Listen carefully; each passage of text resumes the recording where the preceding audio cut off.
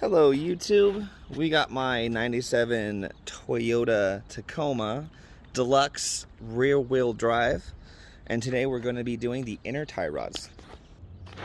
So as you can see, I already had and got started on it. Made sure my car was safely jacked up, put on jack stands for safety, took my tires off, and first what we're going to do is, you got your bolt here.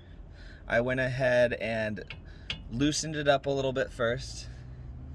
I have a joint separator.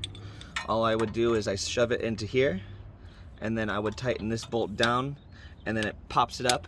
But make sure that when you're doing that, you keep this bolt on, because the force will fly this thing out of the joint and it flies up.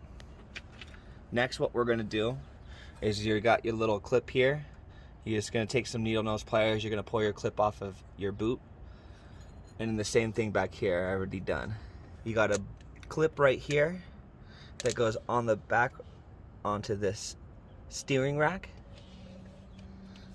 And so you're gonna take a screwdriver and you're gonna push it in between underneath right here, and you just start to turn it.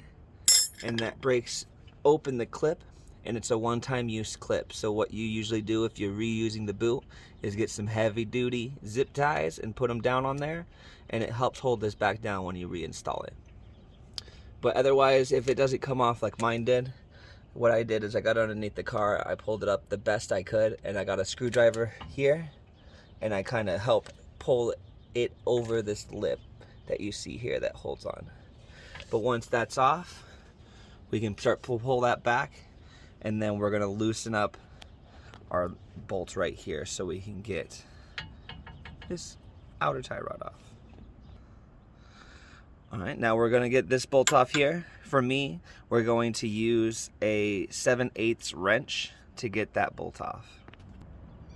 So I always spray my bolts down with a little penetrating oil, helps get some loose. And we're just gonna go ahead and break this loose. And that should come right off now. What we're gonna do is take that off, and then sometimes when you get this off, it gets a little stuck, so you just hit it with the hammer. It should pop right out. Now here is the important part. We want to count how many turns it takes to get this to come off of here. And the reason why you want to count is because when you take it back to get your alignment done, because you will need to get your alignment done after this, it will help keep it in some sort of alignment. So just count how many rotations for this to come off now. And for me, that came off in 6 rotations.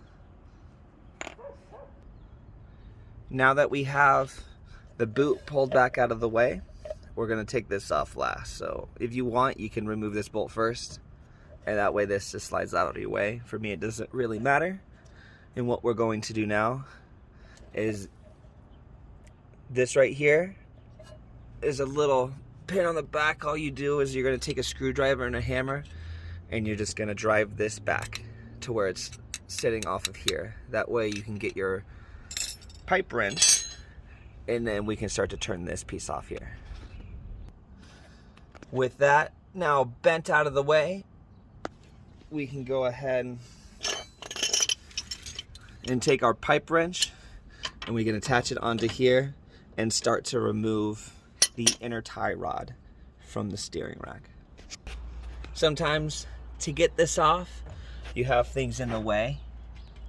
We have this in the way. So I had to pull it back just enough so I can get the wrench to fit up in this space underneath. And now that I've got it out, all I'm gonna do is I can turn it by hand, and it should come right out.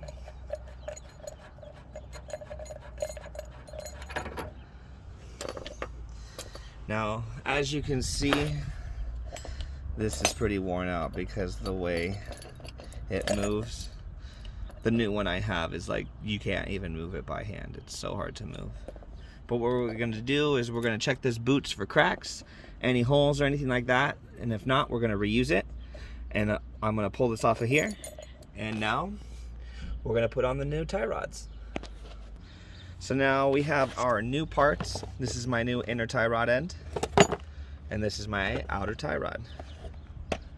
What we're going to do is just the reverse of what we did to take it off.